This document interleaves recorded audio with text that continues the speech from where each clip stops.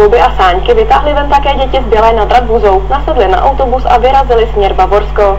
Cílem jejich cesty byla partnerská škola v Mosbachu, kde už na ně čekali stejně staří němečtí kamarádi a společně strávili jedno příjemné odpoledne na sněhu. V případě škol v Bělé nad Radbuzou a Mosbachu rozhodně nelze mluvit o symbolickém partnerství české a bavorské základní školy. Mezi těmito institucemi totiž existuje už mnoho let pravidelná kooperace, a to velmi úspěšná. Důkazem je třeba i tato akce, která se konala v půlce prosince a díky pořádné sněhové nadílce si ji české i bavorské děti skutečně užily. My jsme právě v Mosbachu na spolupráci, kterou jsem s dětmi z Německa, kterou sem jezdíme každých 14 dnů.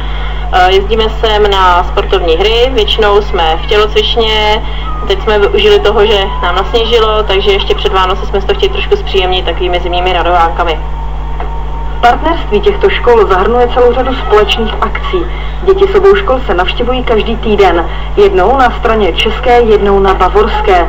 Společně vaří, jezdí na výlety, učí se cizí jazyk a nebo tráví odpoledne sportovními hrami. Cíl je jasný, nenásilnou formou navazovat česko-bavorské vztahy už odmala a pravidelně. Přijel jsem 9 dětí, jezdím sem pravidelně tak 9 dětí a jsou to většinou děti z první a z druhé třídy. Dneska jsou tady jenom 4 německé děti, protože ostatní bohužel marodí. Jsou to děti ve věku od 7 do 8 let. Díky tomu, že se děti vídají pravidelně, vzniká tady řada přeshraničních přátelství. Navíc se učí odmala velmi nenásilnou formou cizí jazyk. Na každé společné akci jsou 2 učitelky, jedna česká, jedna německá.